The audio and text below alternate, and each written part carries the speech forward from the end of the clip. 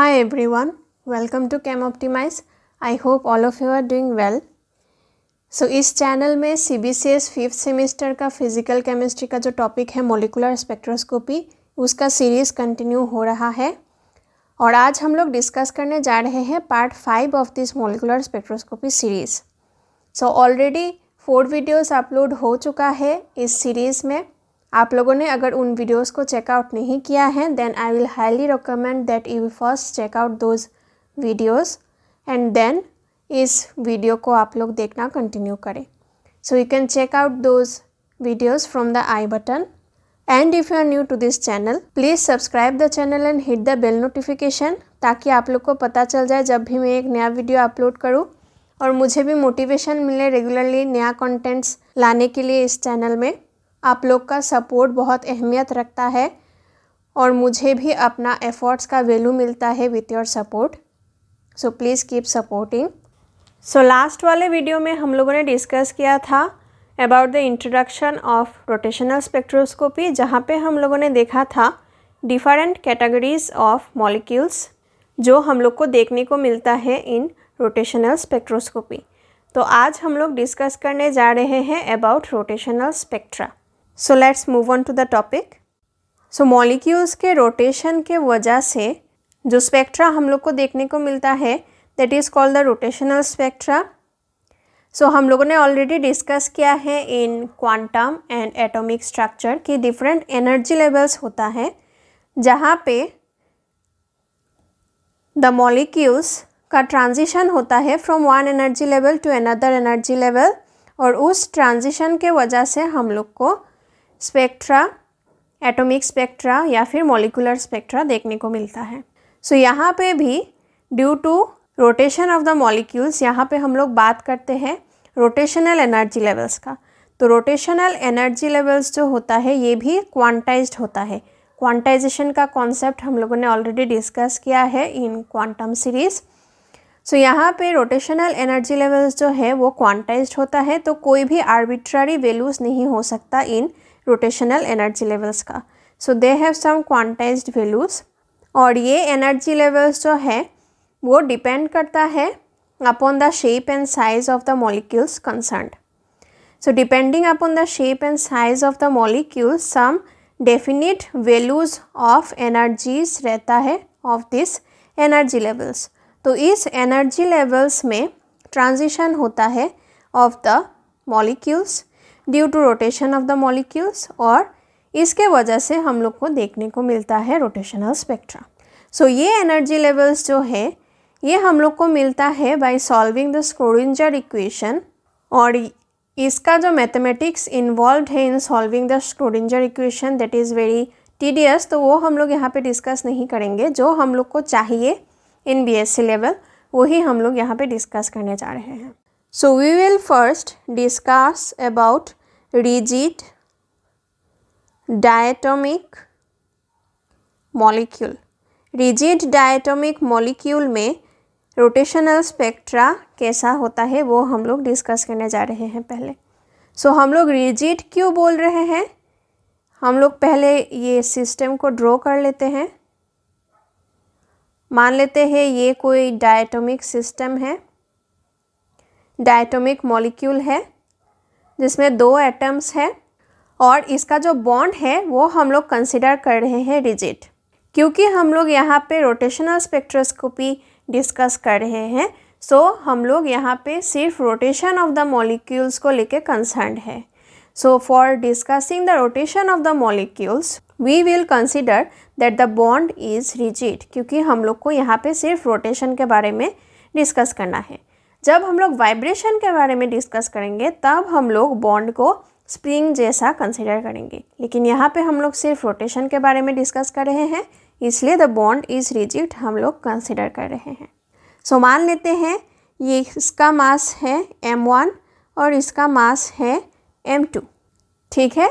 सो इस सिस्टम का जो सेंटर ऑफ ग्रेविटी है अगर m1 is greater than m2 हुआ तो जिस एटम का मास ज़्यादा होगा उस एटम के पास ही होगा सेंटर ऑफ ग्रेविटी.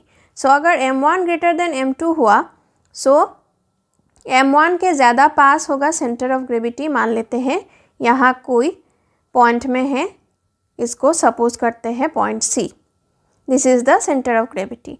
अगर m1 इक्वल्स टू m2 हुआ तो एग्जैक्टली ये मिडिल पॉइंट में रहेगा centre of gravity.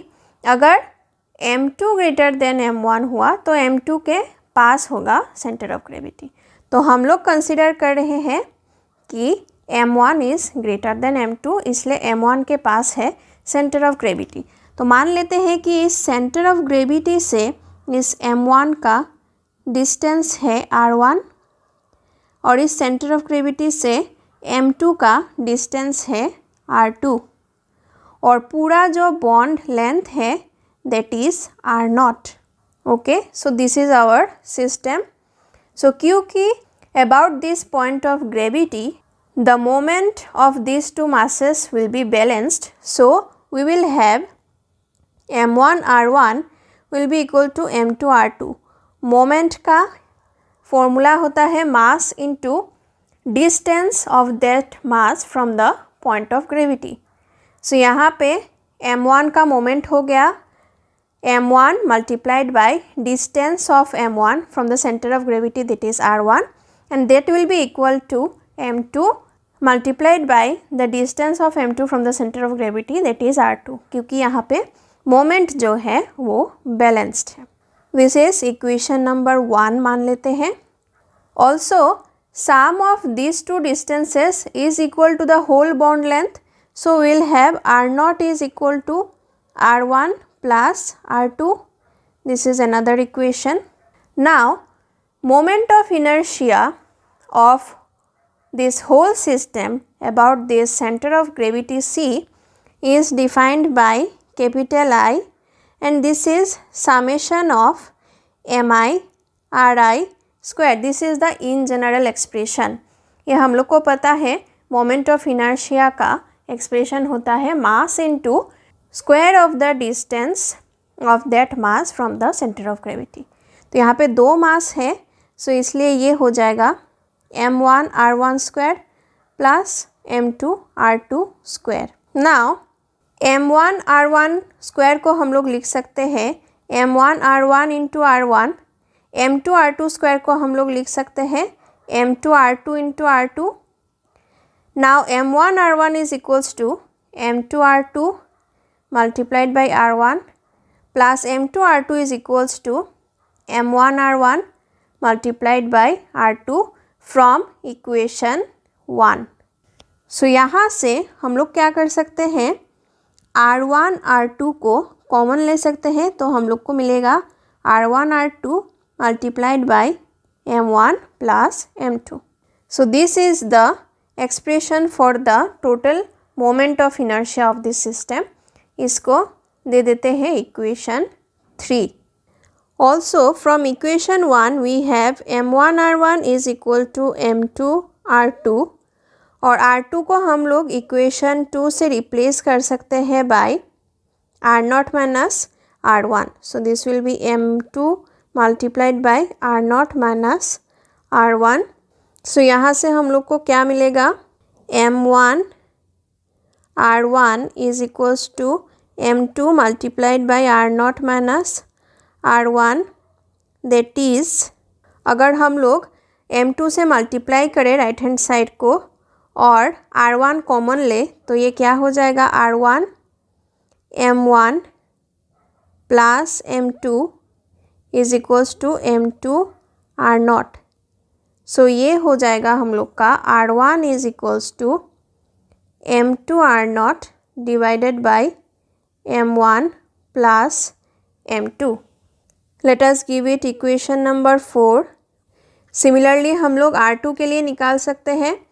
So r2 हो जाएगा m1 r0 divided by m1 plus m2। Let us give it equation number 5। So equation 3 से हम लोग को मिला था total moment of inertia is given by this expression that is r1 multiplied by r2 multiplied by m1 plus m2। So हम लोग यहाँ से निकाल सकते हैं total moment of inertia is equals to m1 plus m2 multiplied by r1 and r2. So r1 का expression है m2 r0 divided by m1 plus m2 and r2 is m1 r0 divided by m1 plus m2. So एक m1 plus m2 cancel out हो जाएगा. So finally हम लोग को क्या मिलेगा, I is equal to m1 m2 divided by m1 plus m2 multiplied by r0 square, and this is expressed as mu r0 square, where mu is m1 m2 divided by m1 plus m2, which is called the reduced mass of the system. So पूरा system का जो reduced mass है that is given by these expressions. यहाँ पे m1 और m2 जो है these are the atomic masses in either grams or kgs. तो हम लोग को ये ध्यान में रखना पड़ेगा कि जब हम लोग न्यूमेरिकल सॉल्व करेंगे सो m1 एंड m2 जो एटॉमिक मासेस होगा वो जनरली एटॉमिक मास यूनिट में रहता है, उसको हम लोग ग्राम्स या फिर केजीस में हम लोग को कन्वर्ट करना पड़ेगा according to the requirement of the question.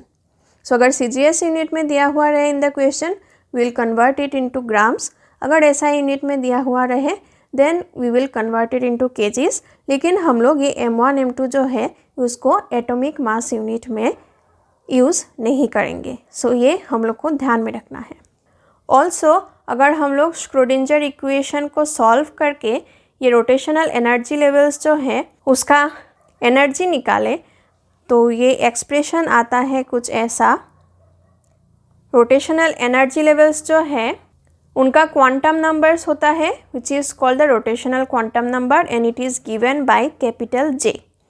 So we write the expression of the energies of the rotational energy levels as E suffix capital J, and it is given as h square divided by 8 pi square I J into J plus 1 in joules. This h is Planck's constant, I is the total moment of inertia of the system, J is the rotational quantum number.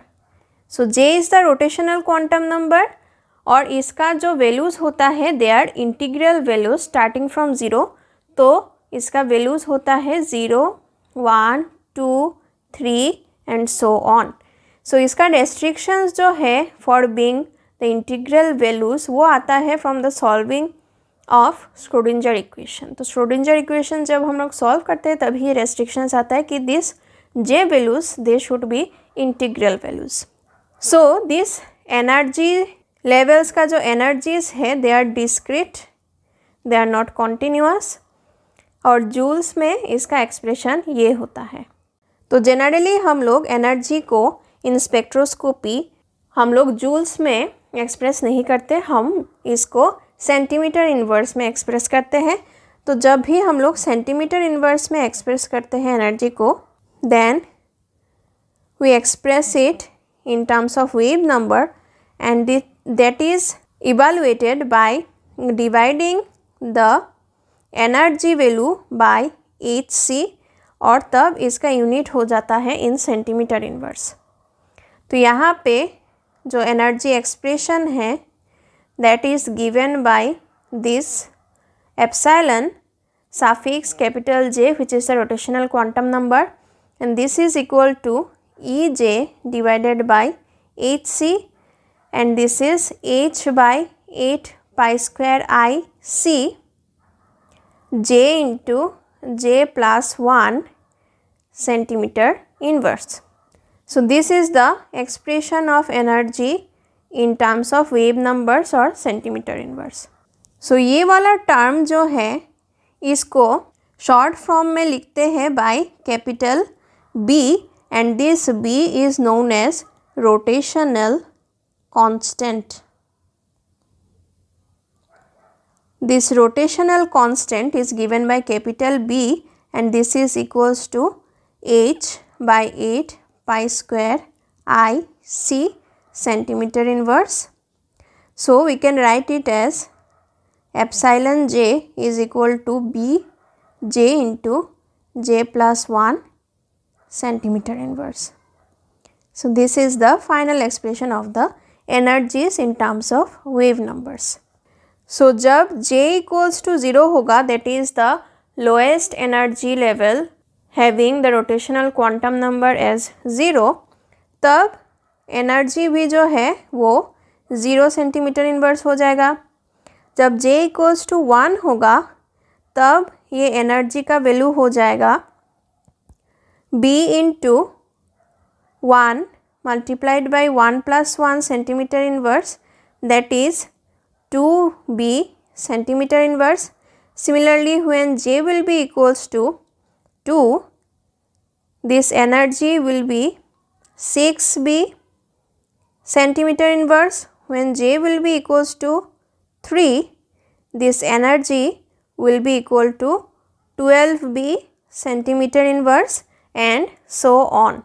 So अभी अगर हम लोग ये rotational energy levels को draw करें, so this will be 0, then we have 2b, then we have 6b, then we have 12b, then we have 30b and so on. This is for rotational quantum number j equals to 0, this is j equals to 1, this is j equals to 2, this is j equals to 3, this is j equals to 4 and so on. यहाँ पे मैं gapping बढ़ा के क्यों लिख रही हूँ, क्योंकि एनर्जी डिफरेंस जो है वो बढ़ रहा है जितना रोटेशनल क्वांटम नंबर बढ़ रहा है. जैसे जैसे रोटेशनल क्वांटम नंबर बढ़ता जाता है, एनर्जी लेवल्स का जो एनर्जी है वो भी बढ़ता जाता है और एनर्जी डिफरेंस भी बढ़ता जाता है. इसलिए मैं गैपिंग को ऐसे बढ़ाकर लिख रही हूँ. सो जब j इक्वल्स टू 0 होता है तब एनर्जी, रोटेशनल एनर्जी लेवल का जो एनर्जी है वो भी 0 होता है. इसका मतलब ये है कि मॉलिक्यूल जब लोएस्ट रोटेशनल क्वांटम नंबर वाला एनर्जी लेवल में रहता है तब उसका कोई रोटेशन नहीं होता क्योंकि एनर्जी इज़ 0. नाउ अगर हम लोग टू कॉन्जिक्यूटिव एनर्जी लेवल्स का एनर्जी डिफरेंस निकालें, दिस एनर्जी डिफरेंस जैसे कि मान लेते हैं energy when j equals to 1 minus energy when j is equals to 0, this is 2b minus 0, that is 2b centimetre inverse. So इसका मतलब ये है कि wave number on going from j equals to 0 level to j equals to 1 level is equals to 2b centimeter inverse. Similarly, wave number on going from j equals to 1 level to j equals to 2 level is equals to energy of j equals to 2 minus energy of j equals to 1 और ये हो जाएगा 6b minus 2b, that is 4b centimetre inverse. So ऐसे अगर हम लोग in general निकालें for two consecutive states तो ये हो जाएगा wave number on going from j level to j plus 1 level is equals to energy of j plus 1 minus energy of j and this will be equal to b j plus 1 multiplied by j plus 1 minus b j into j plus 1. इसको अगर हम लोग solve करें तो हम लोग को मिलेगा wave number on going from j level to j plus 1 level, this will be equal to 2b j plus 1 centimetre inverse. So कोई दो कॉन्जिक्यूटिव रोटेशनल एनर्जी लेवल्स में जो एनर्जी डिफरेंस होता है that is 2b j plus 1 centimetre inverse. So जब J equals to 0 level से J equals to 1 level में transition होगा ऑफ द मॉलिक्यूल, तो हम लोग को जो एनर्जी डिफरेंस मिलता है that is 2b centimetre inverse. तो जो स्पेक्ट्रम हम लोग को मिलेगा with respect to this transition that will be 2b centimetre inverse. ये सब इन सेंटीमीटर इनवर्स होगा। नेक्स्ट जब J इक्वल्स टू 1 लेवल से J इक्वल्स टू 2 लेवल में ट्रांजिशन होगा तो स्पेक्ट्रम जो हम लोग को मिलेगा that will be due to this 4b centimetre inverse energy difference. तो यहाँ पे जो स्पेक्ट्रम होगा that will be due to 4b। Next जब हम लोग जाएंगे from J equals to 2 level to J equals to 3 energy level, तो जो एनर्जी डिफरेंस होगा दैट विल बी 6b। तो हम लोग को जो स्पेक्ट्रम मिलेगा that will have 6b centimetre inverse wave number. Next जब हम लोग जाएंगे from J equals to 3 to J equals to 4 energy level, तो ये स्पेक्ट्रम आएगा at 8b centimetre inverse. Then next वाले के लिए आएगा एट 10b सेंटीमीटर इनवर्स और उसका नेक्स्ट वाले के लिए आएगा ये 12b centimetre inverse and so on. So जो अलाउड ट्रांजिशंस होगा between this two consecutive energy levels of a rigid diatomic molecule और उसके लिए जो स्पेक्ट्रम एराइज करेगा उनका वेव नंबर्स कुछ ऐसा होगा। और यहाँ से हम लोग देख रहे हैं फॉर टू कॉन्जिक्यूटिव स्पेक्ट्रम्स जो एनर्जी डिफरेंस है that is constant and that is equal to 2b centimetre inverse. So दो स्पेक्ट्रम के बीच में जो एनर्जी डिफरेंस है that is constant and that is equal to 2b centimetre inverse. So ये कुछ पॉइंट्स हम लोग को ध्यान में रखना है। और एक पॉइंट जो हम लोग को ध्यान में रखना है that is this b that is the rotational constant. इसके एक्सप्रेशन से हम लोग ऑब्जर्व कर सकते हैं कि b is inversely proportional to the moment of inertia. तो जिस सिस्टम का मोमेंट ऑफ इनर्शिया ज़्यादा होगा उसका रोटेशनल कांस्टेंट का वैल्यू कम होगा एंड वाइस वर्सा। सो ये कुछ पॉइंट्स हम लोग को हमेशा ध्यान में रखना है। They will be very helpful while solving the multiple choice questions. और दो कॉन्जिक्यूटिव एनर्जी लेवल्स के बीच में जो एनर्जी डिफरेंस होता है that is evaluated by this expression. और दो स्पेक्ट्रम के बीच में जो एराइज करता है due to transition between the energy levels of a rigid diatomic molecule, वो डिफरेंस होता है 2b centimetre inverse which is a constant. तो ये कुछ चीज़ें हम लोग को ध्यान में रखना है। सो नेक्स्ट वाले वीडियो में हम लोग डिस्कस करेंगे about the selection rules of rotational spectroscopy. So stay tuned because this is a very important concept for rotational spectroscopy. और आप लोग को अगर इन वीडियोज़ का कॉन्टेंट्स अच्छा लगे then please make sure to subscribe the channel and share the videos among your friends because your love and support goes a long way। और आप लोग को इस लेक्चर का PDF नोट्स डिस्क्रिप्शन बॉक्स में मिल जाएगा। और कोई भी आप लोग का अगर सजेशन रहे या फिर फीडबैक रहे या फिर कोई डाउट रहे you can feel free to comment down in the comment section. I'll be very glad to address them. And for more information and regular updates आप इस चैनल को फॉलो कर सकते हैं इन Facebook and Telegram। Thank you so much for watching.